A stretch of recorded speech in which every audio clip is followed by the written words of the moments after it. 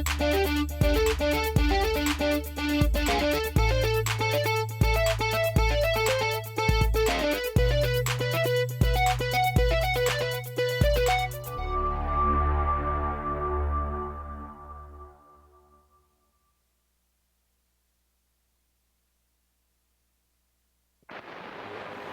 of Earth, we come in peace. Welcome to this neighborhood, neighbor. I am the Martian ambassador. Des Moines and all of Central Iowa, welcome to Mac's World Live.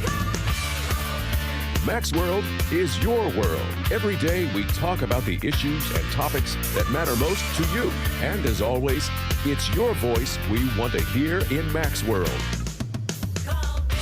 So join the conversation by calling 515-244-0077. And now, here's the host of Mac's World Live, J. Michael McCoy. All right, 7 minutes after the hour, 12th day of January. Craig Robinson from the Iowa Republican is here, along with Tom Coates. Chris Roloff will be joining us. Frank is producing. Andy has a mic. Wish he could just produce and be quiet. But no, see, he's gotten so good at producing. He can now produce and talk at the same time. He can walk and chew gum at the same time. It's amazing. So we're going to hear from him. All right, we've got breaking news, and do you have something documented on that? Because I can't. I'll be honest with you, I can't find anything. Yeah, I do. The AP is reporting that. Okay, tell me what the news is. 2 U.S. Navy boats are being held by Iran, but they will be returned. That's and 10 Navy men.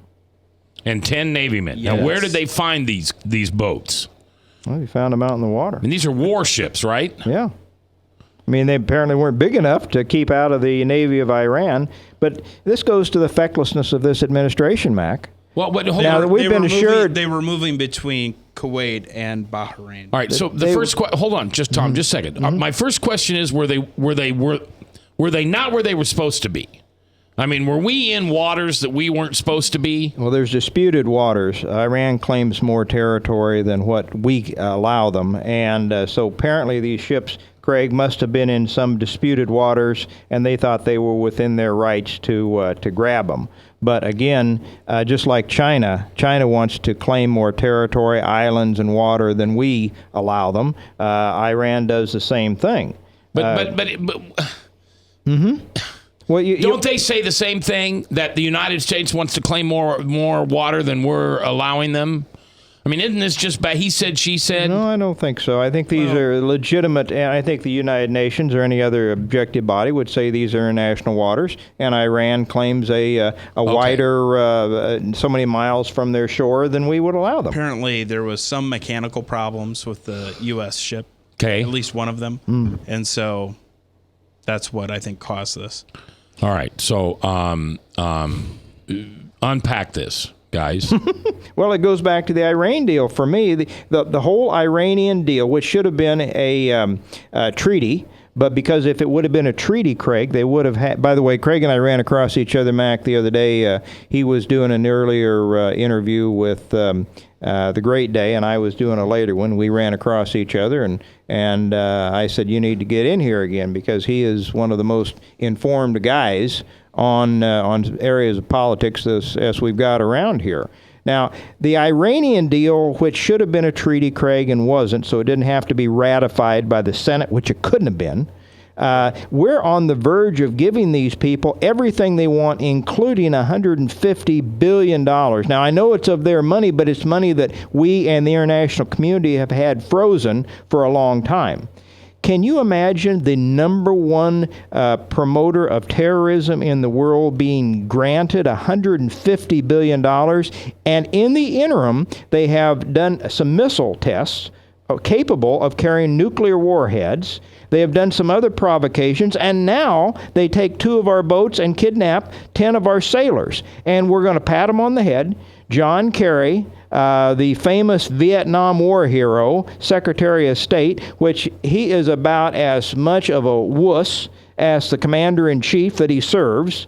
We talked about an alpha male being Donald Trump. We got a couple of beta males here who will continue to do the bidding of Iran. It's incredible, and we're going to give them $150 billion to cause trouble. You know that they're going to give a lot of that money to surrogate terrorists, which will eventually come back and bite us in the rear. What do you think? Well, the reason that we do sanctions is because we want to remove the money and their ability to fund all these other groups that provoke violence and disputes in the Middle East. The other thing that I think, on a more broader sense, I think what an incident like this reminds us is that we can be going along smoothly in the midst of a presidential campaign and talk about domestic policy. We don't control, nor does any president ever control, foreign policy. It can come up like that. Do you think the timing of this? I mean, the president has a State of the Union address tonight. This will dominate it. This should dominate it. Should dominate the speech. Well, it should dominate the media. Not necessarily the speech, but I mean, what's the most important thing going on today? I think it's these 10 sailors and these 2 ships. And it shows you why having someone that has a worldview, an idea of what world affairs should be. That's why it's important to flesh that out in the midst of a presidential campaign. Craig, did you hear who he's going to have as his guest tonight at the State of the Union? Typically, you have a war hero, somebody that's decorated, done something out and above. Mac, you know what I'm saying? You get somebody of great honor as your guest, know, next to the First Lady. You know who's going to be his guest tonight, guys? Bernie Sanders. Well... Biden has endorsed Bernie Sanders on a comment the other day. We'll get to that maybe. But guess, do you know? I don't know who you're talking about. You know? I don't know. A Syrian refugee. That is going to be the honored guest at the State of the Union next to the First Lady, is a Syrian refugee. And I will point out that it is Syrian refugees and other Muslims of their ilk that are assaulting women right and left in Europe. The media wants to put a muzzle on that, but they are creating havoc in some areas like Cologne, Germany, and other places where dozens and hundreds of assaults on their native citizens. And you got Merkel and others that have said, well, if we catch them, we're going to be tough on them. And they are tougher on the protesters. People that came out the other day and protested these assaults on their wives and their daughters and their girlfriends, they turned the water cannons and the mace on them. And they were much tougher on the protesters than they were on the Syrian refugees perpetrating crimes. Again, the breaking news: 10 American naval soldiers and 2 American warships are being held hostage by the Iranian government. This now being confirmed all across the land as the president is just a few hours away from the State of the Union address. Craig, let me ask you this. If you're the president, do you delay the State of the Union? No. Do you look at the American people and say, right now, my speech is not as important as those 10 men, and I need to get to the war room or whatever you want to call it so I can oversee this? No, but I think I lead the State of the Union with this. I mean, and it's going to be a very somber way to start a speech, but I think you go to the rostrum, you stand there, you look the American people in the eye, you look at everyone, and the thing is, you better have some resolution. You better have some resolution by the time you go expect him to lead off, or you think that's what a real man should do? That's what I would do. Well, that's what a real man should do. He won't do that. I would bet against that, and I would give odds. If he mentions it all, it will be in passing, and it was a misunderstanding, and we're on top of this, and then move on. What do you think in there? I hear you. Craig said rostrum. I'm thinking probably restroom because he probably will have such bad stomach indigestion that he won't know what to do. So he'll probably need the restroom, much like Hillary at the debate. Or I'll be honest. I'll give you a prediction. That's good, Frank. That he's going to say that he could use. You got to flip it. You got to think how they would think. That he could say, we have improved relationships with Iran. They're returning the ships. No one's harmed. Soldiers are fine. That could be. He'll downplay it. I'm saying he'll be downplayed. But he could spin it politically as to say, look, everything's fine because of my Iranian deal, which we hate, which we think's bad. But he could also spin it. And, which the majority of the American people think is bad. It's not just partisan Republicans. But a majority Republicans. of the media probably would disagree. Now do you know why? But the majority of American people know it's a bad deal. Yes, Frank. Now do you know why Trump says our politicians make stupid deals? All right, Craig Robinson from the Iowa Republican, Tom Coates, Frank, myself. I'm J. Michael McCoy. If I haven't told you lately, thanks for listening. Love this job. I really do. You know how lucky I am to do this for a living? Just sit here and share stuff with you every day. Invite guys like Craig Robinson and Tom Coates in. Have guys like Frank to work with and Chris. This is a great job, and I couldn't do it if you didn't listen. So thanks for listening. I really appreciate it. I agree with you. A real president, Ronald Reagan, even Bush Jr.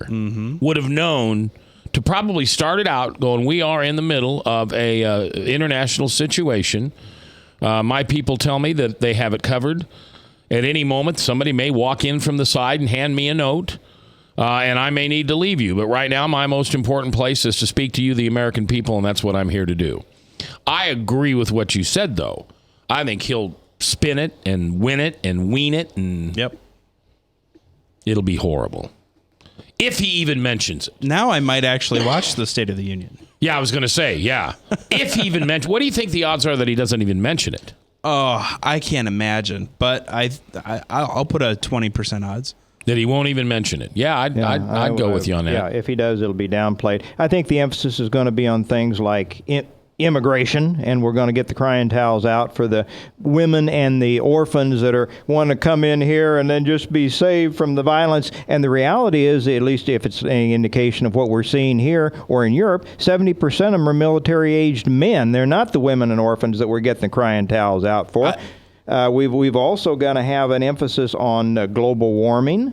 And we're going to have other things on his agenda. He'll probably mention how he wants to close Gitmo this speech and is guns. going to be about guns. And guns. That's going to have. Didn't he let a whole bunch of people out of Gitmo last week? Or that's what's reported? He pardoned a whole bunch of people, too. Well, yeah. Pardoned a whole bunch of people a few weeks back, too. But he wants to bring the Gitmo people, and his own spokesman announced today when he wants to close Gitmo. He said, well, will they become this country? Well, some of them probably will. All right, we're going to take our break. We're coming back. Craig Robinson from the IowaRepublican.com. You can check out his latest blog. Tom Coates, I'm here. You're here. Thanks for listening.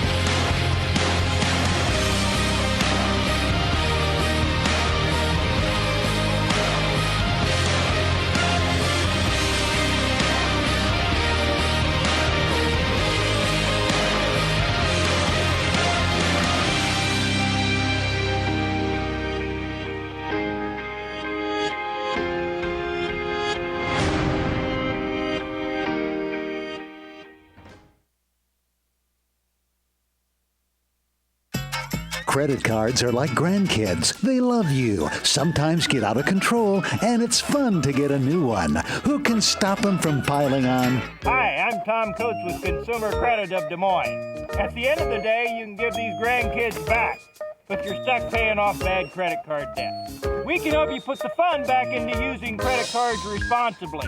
Right, kids? Yeah! If you need help getting credit cards off your back, call Consumer Credit of Des Moines.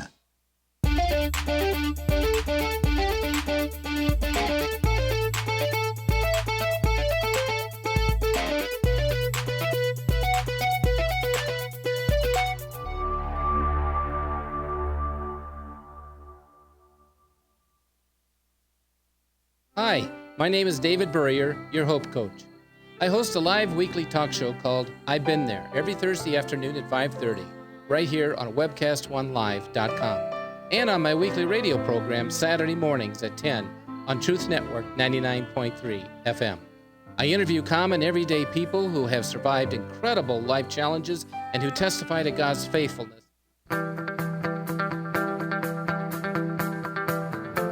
21 minutes after 4 o'clock on the 12th day of January in the Lord's year 2016. J. Michael McCoy, live here on Max World on 99.3. You can also catch the podcast anytime.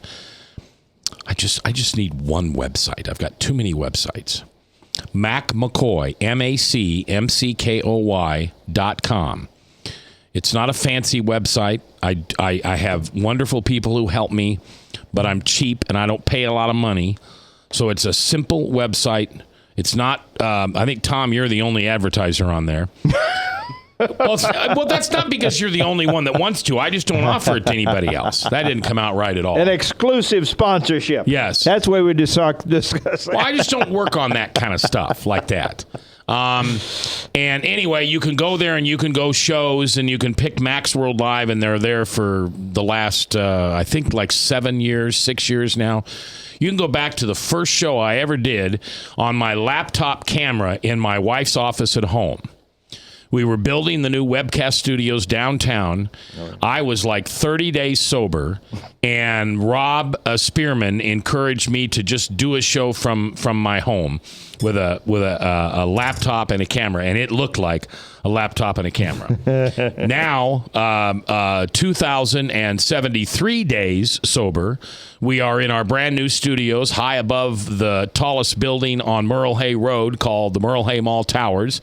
Top floor, and we've got incredible studios. We have the Truth Network studios right next to us, as we also broadcast live not only on webcast1live.com, but on 99.3 The Truth. Speaking of The Truth, Chris has joined us, and you've got some new information to share with us. I've been creeping Facebook a lot today. Hold on just a second. He hasn't figured out how to turn your mic on yet. Oh, okay. There you go. Is that now I'm on? Yeah, Frank. I was just saying I've been creeping Facebook a lot for some reason. Shared earlier that Pastor Michael Damastis was out at the Pastor Michael and others went to all the Planned Parenthoods around the Des Moines metro area and actually prayed outside of them today. Really? In this like single digit weather, they went outside and actually prayed. That what they prayed was quite hilarious to me. It is a powerful prayer to pray that their electricity would fail, that their phones would fail, that their systems would fail. Is that what they were praying? Yeah, that's what he said they were praying. So pretty aggressive prayers, not to bless them, Lord, but shut them down. Not to bless them, Lord. Throw a monkey wrench in there. That's right. Throw a monkey wrench. Well, and then I was creeping Facebook here just a second ago, and Steve King posted something that I think is interesting. Yeah, this is interesting. So the State of the Union is tonight. You guys are already talking about that. Yeah. And this is his Facebook post status just a few minutes ago. Quote, there will be another empty seat in the gallery during Obama's last State of the Union address.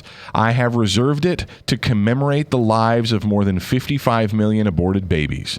Quote, the chorus of voices that have never been heard in this world, but are heard beautifully and clearly in the next world, unquote. My seat on the floor of Congress will also be empty. I will be in the members' chapel praying for God to raise up a leader whom he will use to restore the soul of America. I thought, wow, what a powerful Well, you know testimony. that Obama's going to leave an empty seat tonight. But Is he really? His is to commemorate the victims of gun violence in this country. I mean, not only is he bringing in his honored guest, I don't know if you heard when I was saying, his honored guest is a Syrian refugee, not an American war hero like typically you would do, but a Syrian refugee. Wow. And he's also going to have an empty seat to commemorate. Now, I don't think he's as concerned over the murder a day that you have in Chicago with the black thugs on the black thugs. but I'm sure he's talking about, the gun ownership of honest citizens that he wants to remove. He doesn't care about the guns in the hands of the ones that are committing the crimes, but a woman the other day, did you hear this? A rape victim said she wanted this is on CNN interview. And CNN? Yeah, CNN. Oh, wow. And they actually were holding a reasonable interview with him. Clinton News Network. Yeah, and she said that she was a victim of a rape, and she felt better about being able to defend herself and her family if she had a gun in the home. And he was critical of her and saying, well, that really won't do you much good. The statistics show that you're more likely to have an accident with the gun in the home, be able to defend yourself, and on and on. And again, that's the kind of people, if he could, he would remove their guns. It's so disrespectful to women. That comment. My wife is much tougher than I am, and I married up. Oh, you married up too? Yeah, we all did. You thought it was condescending. But it is condescending. I mean, look, if a woman wants to carry a firearm and they are trained and capable of doing so, they should. Well, and they're the biggest percentage growth of gun ownership in this country are women buying the handguns. My wife goes to a meeting once a month, I think, a gathering. And I think it's 80 women at a gun range on a Saturday morning. Think about that. That is, and that's encouraging, really. Mm-hmm. I find, don't you find that encouraging? I do. I find that encouraging. One of our good friends, Tom Hudson, Crossroads Shooting Range, just up the road on Merle Hay and Johnston. There, he strategically has built his gun range. It's an indoor gun range, one of the only in the state. Fantastic. You've been facility. there, Craig? Yeah, Yep. Very cool facility. And he specifically, their range master at Crossroads is a female. Mm-hmm. Their range master. I've heard that. She is small, but she knows what's going on. She's powerful, and that there's a confidence in that. Guns can in fact protect people. Craig, you'll appreciate this. I posted a video on Facebook a couple weeks ago about that showed it was surveillance footage at a jewelry store robbery. You've got the thugs that come in guns ablazing, and out of the back comes grandma who owns the place, and she comes out guns ablazing, and she chases the criminals off. And I said, look, here's a perfect example. Guns can be used to harm people, and they can be used to defend people and protect people. I had people who thought I was crazy. Where's the sense of justice in this country that we can't? Criminals are going to get weapons. Criminals are going to get guns. Criminals are going to come after us and try to harm us. And I think it's appropriate that if we want to defend ourselves in that way, that we should have the opportunity to. The best thing about, and we're going a little off track here, but the best thing about this meeting my wife went to, they were all discussing the topic where they bring speakers in was about justifiable use of force. So that, when are you allowed to pull the trigger? If someone's trying to steal your car, let them. If you're personally in jeopardy, it's a different story. I think it's great to we live in a country where we should encourage people being educated, utilizing their rights fully, and all of that. So, hats off. Actually, this class is at Crossroads. Oh, cool. So, and they assume, the Democrats assume, guys, that the anti-gun message feeds in primarily to their women. And if we get a number of women that increasingly feel unsafe and feel like they want to own a gun, they will, in greater numbers and greater percentages, resent somebody that wants to take those guns away. I have been shocked at how many women that I've come across in just regular life that when you get to a point and you start talking about gun ownership, they'll admit, I should get a gun. I should shoot. I should get trained. I should do that. Because I think that feeling out there is growing exponentially. Craig Robinson from the Iowa Republican is our special guest today. Tom Coates from Consumer Credit of Des Moines. And, of course, Chris Roloff from The Truth, 99.3. I'm J. Michael McCoy. Frank is producing. Here, Craig, I don't want to put you on the spot.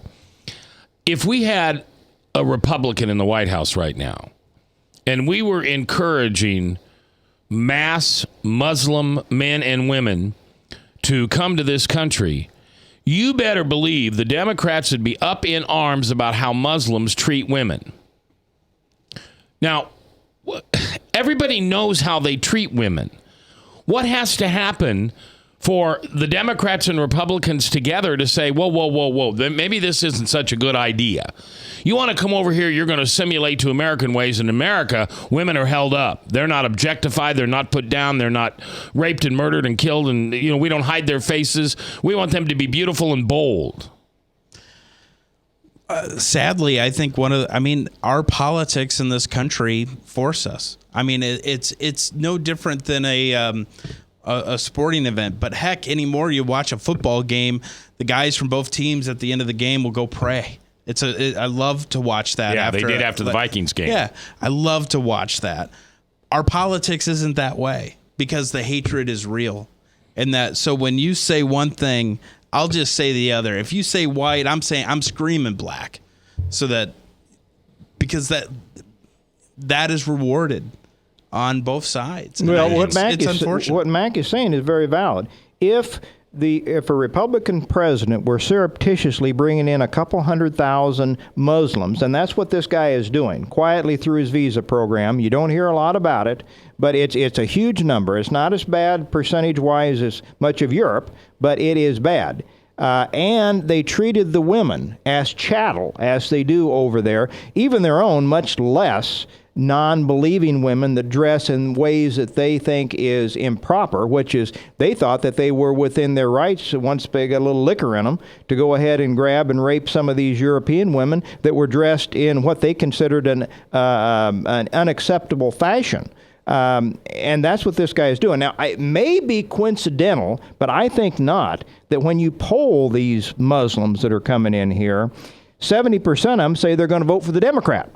It's a little bit like the Mexicans. Now, I don't worry about the Mexicans in the same fashion, and you can say I'm being racist, but beyond the cultural difference, there is a voting difference. Very few of them will vote for the Republican, but close to 70% of Muslims, when given an opportunity, will vote for the Democrat. I don't think it's coincidental that Obama, they're killing off their own in big numbers. They're promoting. In fact, one of Hillary's new promotions is if you're on welfare, we'll give you free abortions. They're killing off their own in great numbers. The minorities are disproportionately represented in the abortions in this country by at least a 3-to-1.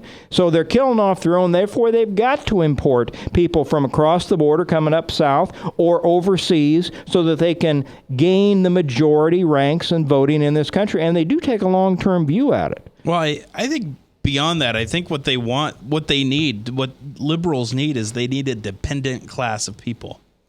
And the one thing that we know about a dependent class of people. Okay. Mm-hmm.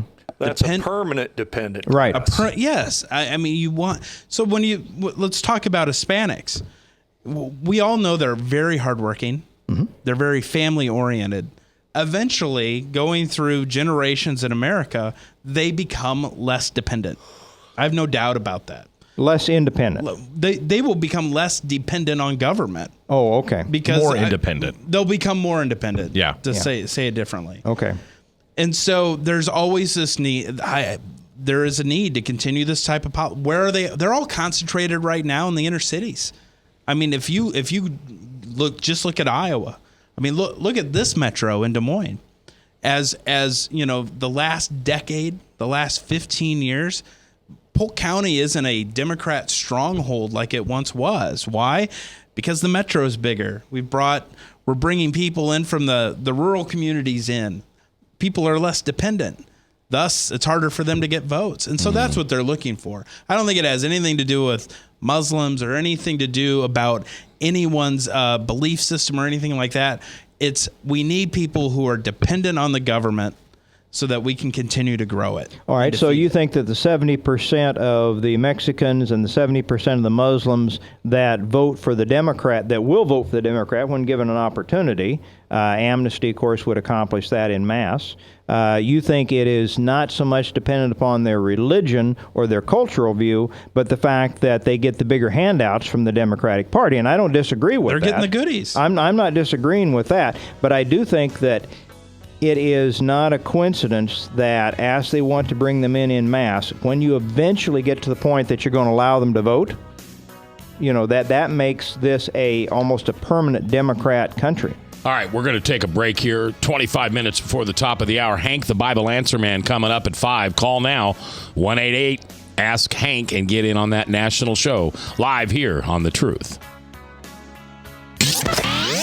From the RE/MAX Real Estate Concept Studios, this is Webcast One Live. I'm Brian Leach, owner of Service Legends, and my position is Chief Talent Officer. I'm Nicholas Wonderscheid. I am Bernie Hobbs. And I'm the Service Manager.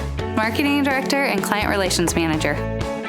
Everything that we do is about ensuring that we exceed your expectations. Our clients are important to us. 100% satisfaction. We're not just focused on heating and cooling. That's the easiest part of our job, actually, is fixing furnaces and air conditioners. Everyone that we come in touch with, we want to improve lives. Bottom line is, we've got our installation guarantees, 25% energy savings guarantee, comfort guarantee, temperature selection guarantee, property protection guarantee. 100% satisfaction guaranteed, fixed rate or it's free. All of those guarantees are backed up with a 100% money back guarantee to hold ourselves accountable to making sure that you get what you're after. Just fixing the problem today. If they have another problem 5 days down the road, it's still fixed rate or it's free. We use what's called straightforward pricing. Our technicians are going to give you an exact to-the-penny price on what it's going to take before they move forward with any repair. That way you know what to expect.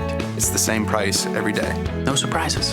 If you get off work at 5 o'clock in the afternoon, you come home, you realize that, oh, my furnace is broken. Now you need to call somebody out that night. You shouldn't have to pay more for that. We're guaranteeing service 24/7. We run afternoons, evenings, nights, weekends. We're staffed to work that. Phone rings at 3 in the morning. You'll get one of our representatives answering the phone every time. We're not sending you out to Timbuktu in some call center. It's our Service Legend team members, our mission control team. I'll take a call anytime. And then they answer the phones the same way during the day as they do at night. It's a great day at your service company. How can we make you smile? That's the only way to provide true 24-hour service. When you're able to let somebody actually live in their home safely when they weren't able to do that before, where they don't have to stay up at night and worry about, is the heat going to come back on? Are we going to freeze the pipes? Is the baby in the room next door going to be sick because they got too cold?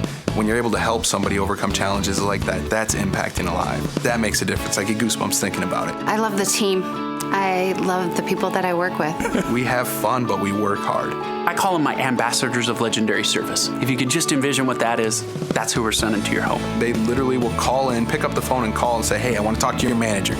And I get on the phone, they're like, that technician that was at my house was the greatest technician ever. That's cool to me. We want to brighten people's days. Every person that we have going into the house has gone through an extensive background check. Drug testing, we have a very thorough interview process that 1 out of 140 people make it through. If we promise you something, that's what you're going to get, no matter what. We're here when you need us to protect the safety and comfort of your family. If you're not happy, we're going to make it right. If we're willing to put 100% money back guarantee on what we do, what type of work do you think we do? Give us a call. We're there for you 24/7, 365 days a year. Enough said.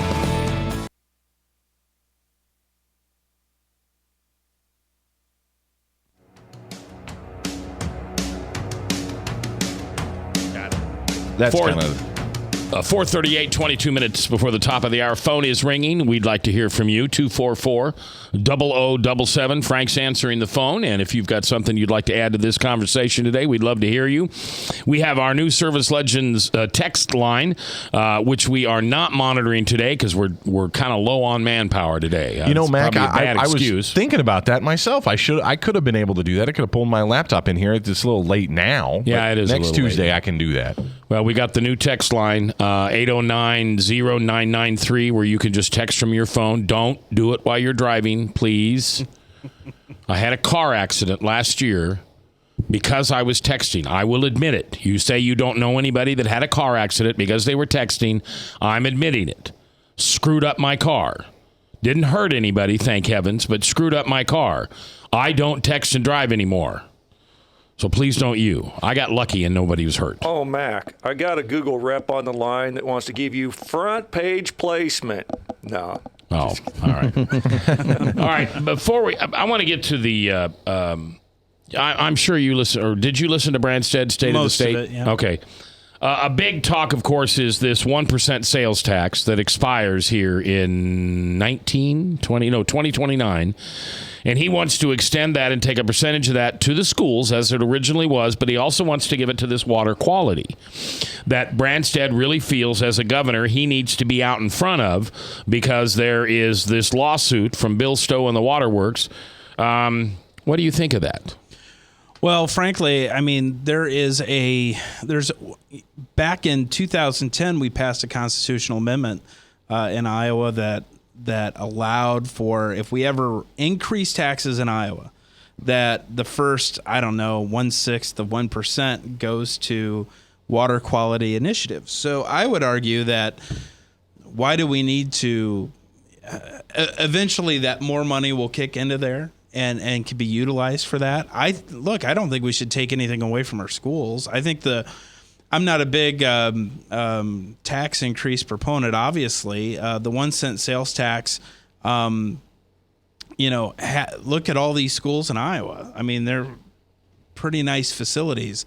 Maybe those dollars could be utilized differently within the educational system. But I don't like just giving it to another, for another need or any of that. Fastest growing school system in the state of Iowa is letting teachers go. Which school district? Waukee is finally now they need another elementary school. Yep. But a lot of those young kids that moved to Waukee, or the young parents that moved to Waukee, their kids are now middle school and high school, and they don't need so many high school and junior high people anymore. Now they're looking for bond money to build another school. What does that sound like to you? That sounds like Urbandale to me. I don't know. This is fascinating. I live in Ankeny. You've been in the middle of this. Yeah, I mean, and I have a 2-year-old. Did you do the right thing by building 2 high schools? I don't know if that's the right solution. I think in that town it might work, but it was rough. I mean, there was people, with bumper stickers saying, once a hawk, always a hawk. Well, and there were people that sold their homes to move across town so they would be in the quote unquote right high school. Well, I mean, if you're in the North Ankeny district, they think that's where the better athletics are going to be because there's more growth potential there, newer homes, higher. Yeah.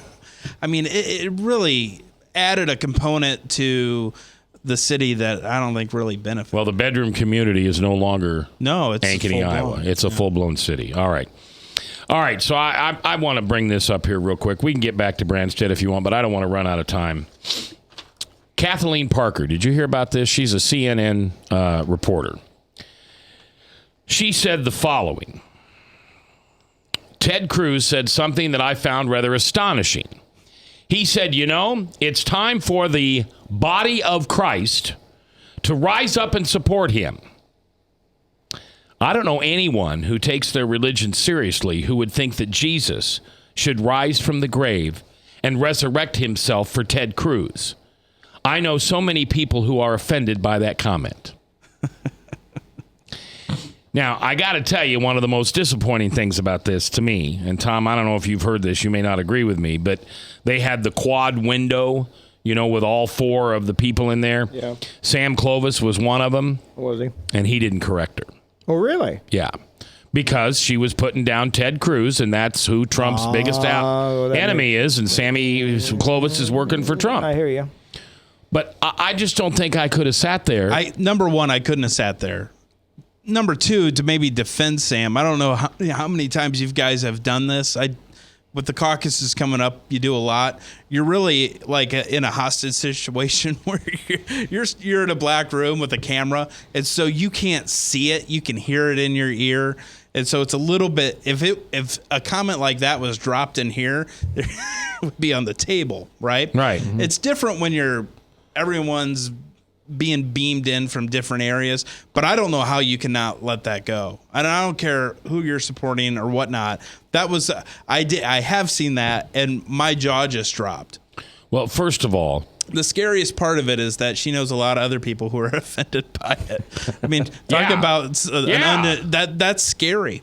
Well, I think, what's interesting to me is being a believer and being a part of the body of Christ. I understand that vernacular, I understand that language, but I think it goes to attest that we as Christians need to wake up and realize that a lot of the country doesn't speak quote Christianese anymore, and they don't really even know what we're talking about when we talk Christian language like that. And the media. Yeah. Okay. Look, there's all this national media in Iowa covering the caucuses. Yeah. Like they don't pick up on it. Like, sometimes I feel like I'm almost like a translator saying, well, okay, this is what, I'll tell, someone would ask me about Dr. Carson when he was surging. And I would say, I don't think he's going to hold it because he doesn't speak the language of a social conservative. Talk about there's a special language. No, if you listen to someone speak, you can tell if they really are tied into that community or not. But the media, I think, look, they're also, unfortunately, it's not full of believers. It's not people that are. No, it's not. Or if they do believe, it's very personal and they don't ever want to be. But Craig, it's sad. I get that they don't believe. But doesn't a reporter for CNN have an obligation to understand what Ted Cruz means by that before she makes that blatantly, unbelievably ignorant comment? Absolutely. I mean, I don't think as a reporter you get to say, well, I'm not a believer, so I don't need to know what they're talking about. If you're a reporter, you need to be educated. There are certain subjects that I don't write about, and you know why? Because I don't know what the heck. I mean, I'm not the one to be explaining it to you. So I don't venture down some paths if I'm not comfortable with my knowledge of it. Well, and I would tell you that Kathleen Parker's ignorance and her position as a CNN analyst shows me that we need God back in schools. Oh, yes. We need God back in people's house. You're telling me this 30-something woman does not know what the body of Christ means? See, here's my fear. My fear is that she knew what she was talking about. And she's talking to the low information voters who all went, I think Jesus ain't going to come up for Ted Cruz. And so there's I bet she's ignorant. No. If you talk to people about Sarah Palin and that Saturday night, I can see Russia from my front porch. Yeah. Sarah Palin never said it. We know Tina that. Fey said it. Yeah. But I bet you there are people going around here that think Ted Cruz believes that Jesus is going to rise from the dead and support his candidacy. Yep. You betcha there's people out Well, there they talking are, about but I got to think the woman is ignorant. I think she heard that comment and didn't know what to make of it. That would be my guess. I think that's the sad reality, Tom, is I do think that's the truth. And if she is just in her 30s, I think that's very probable that a person in their 30s could grow up in a possibly even a second-generation non-believing home in a culture, in an urban culture, where Christianity is not the normal vernacular. We talked about this on this show not too many weeks ago, that the Des Moines Register put out that infographic on religious people throughout the state of Iowa. Oh, yeah. And Polk County, 49% of Polk County identifies as religious at all. That's all faiths. That's not just Christian denominations. That's Muslim, Hindu, Buddhist, anything. That means there's 50% of the Des Moines, of Polk County, that would probably be as ignorant as this woman that just doesn't have any idea about this Christianese. And I think Christians need to wake up and be better at communicating the gospel. All right, we're taking our last break. We're coming up live here on The Truth in Mac's World on 99.3.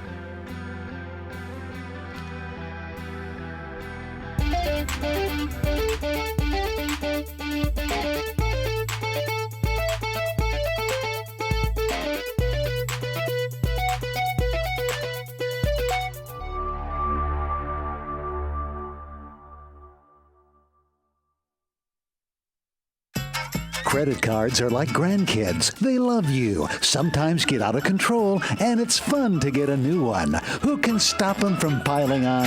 Hi, I'm Tom Coates with Consumer Credit of Des Moines. At the end of the day, you can return the grandkids, but you're stuck paying off bad credit card debt. We'll help you put the fun back into using credit cards responsibly. Right, kids? Yeah! If you need help getting credit cards off your back, call Consumer Credit of Des Moines. Hi, my name is David Burrier, your Hope Coach. I host a live weekly talk show called I've Been There every Thursday afternoon at 5:30, right here on webcast1live.com, and on my weekly radio program Saturday mornings at 10 on Truth Network 99.3 FM. I interview common everyday people who have survived incredible life challenges and who testify to God's faithfulness in the midst of their storms. So join me as we bring a message of hope and encouragement. Everybody needs hope. I know, because I've been there. Whether you're 10, 25, 50, 80 years old and beyond, everyone needs to live within their means. I'm Tom Coates with Consumer Credit of America. For almost a quarter of a century, we've helped people of all ages learn to manage their personal finances to benefit them far into the future. When problems arise, we've got the experience you need to make those debt problems go away. Got financial problems? Call Consumer Credit of America. From the RE/MAX Real Estate Concept Studios, this is Webcast One Live.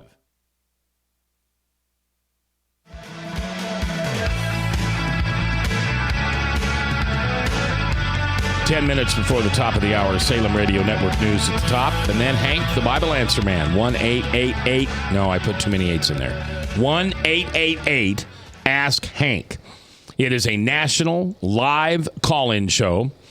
It is a biblical call-in show. You have questions about the Bible or religion or faith or relationship, and Hank will do his very best to comment on it. He's one of the smartest guys you're ever going to listen to when it comes to biblical. Did you hear me, Frank? Biblical. You're a quick study. Prophecies. All right.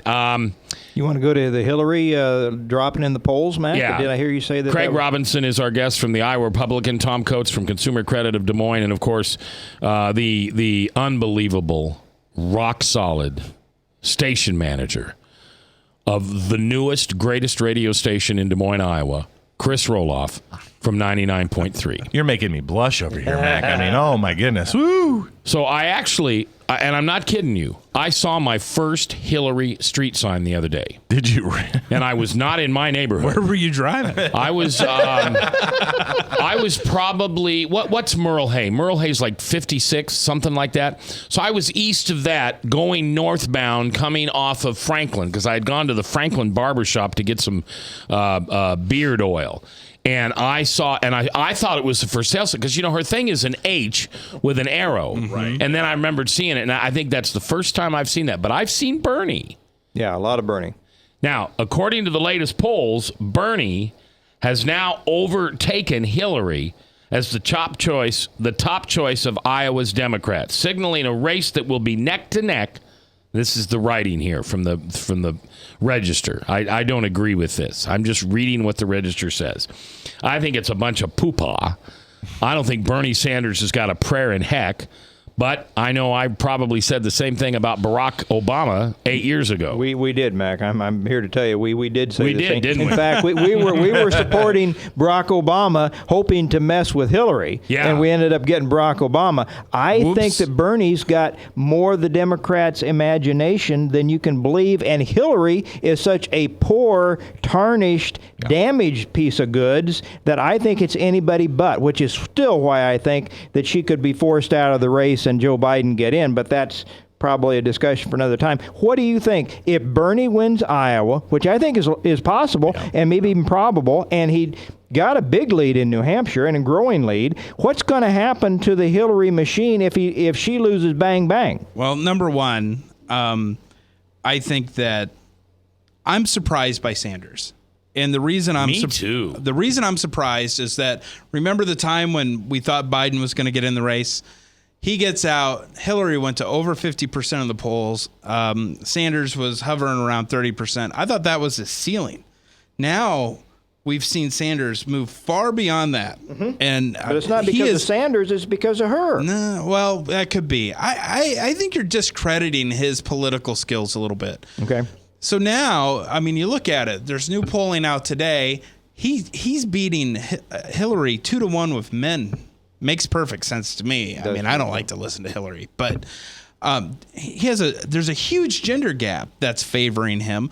I think I've always kind of, as he's kind of emerged on, I think he's going to win the caucuses. I think he will win New Hampshire, and I think, which means that.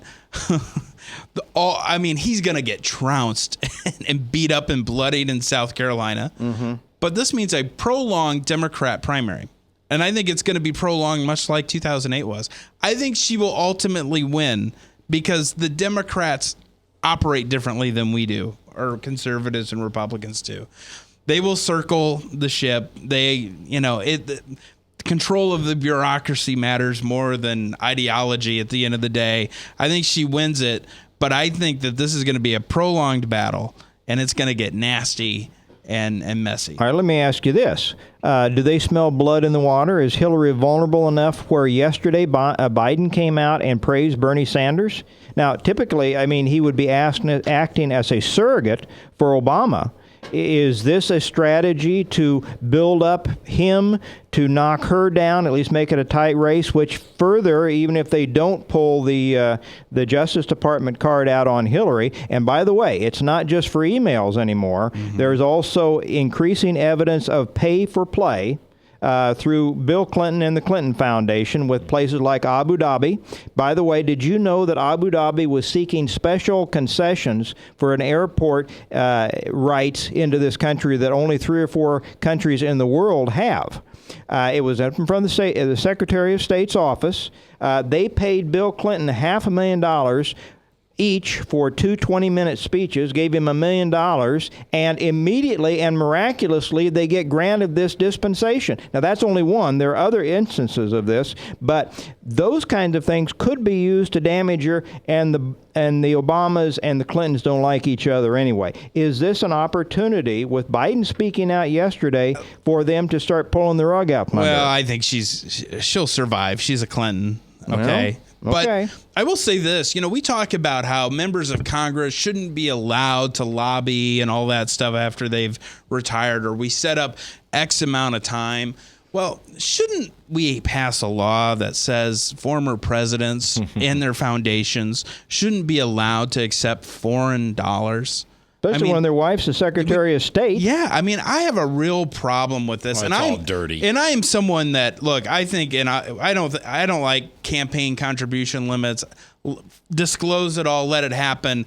But I do agree we shouldn't let foreign countries and foreign individuals influence our elections. But I think that should stand outside, and so these speaking fees and all this money these former presidents raise from foreign governments, I don't like it at all. Well, if we had Bush with a foundation that was going out and raising millions of dollars from foreign entities, and then you find out that 10% of the money that goes in there goes for the stated cause, and 90% goes into their pockets, and it's a sham that they're a 501c3, we would have a hue and cry in the media, and yet they totally ignore it with the Clinton Foundation. Let's also remember, guys, now there's another little tool that conservatives have beginning this Friday when the movie 13 Hours comes out. Right. And even MSNBC said that this was going to damage Hillary Clinton. Now, I don't think MSNBC is on Bernie Sanders' side or O'Malley's side or anybody else. But when the devil himself says, we could be hurting one of our minions, I think we have to pay attention to that. That movie is 13 Hours, premieres this Friday, and it's the Benghazi story. And supposedly it's the truth. And it doesn't paint a pretty picture. If it is the truth, it'll just shake you to your core. Well, the liberal media will pan it, and they'll put bad reviews on it and say it isn't true, and I hope they do, because that just drives... it'll then surpass Star Wars. Yeah. Right? I mean, that's kind of what happens. That's what happens. It's just like a high school. You tell them, you can't date so-and-so, you can't go whatever. That's what they're going to do. Them to go do. Tom, thanks for being here today. Chris, thanks for sitting in. Frank, thanks for producing. Craig, thanks for being here from the IowaRepublican.com. Appreciate you being here, and congratulations on being a new dad. Thanks. Greatest job in the world, isn't it? Fantastic. Yep, I love it. All right. Today, I want you to go home, and I want you to think about somebody you need to forgive. And tonight, I'd like you to forgive them. Because our Father in heaven taught us to say the Lord's Prayer, and it clearly says, forgive our trespasses as we forgive those who trespass against us. I'll see you at church.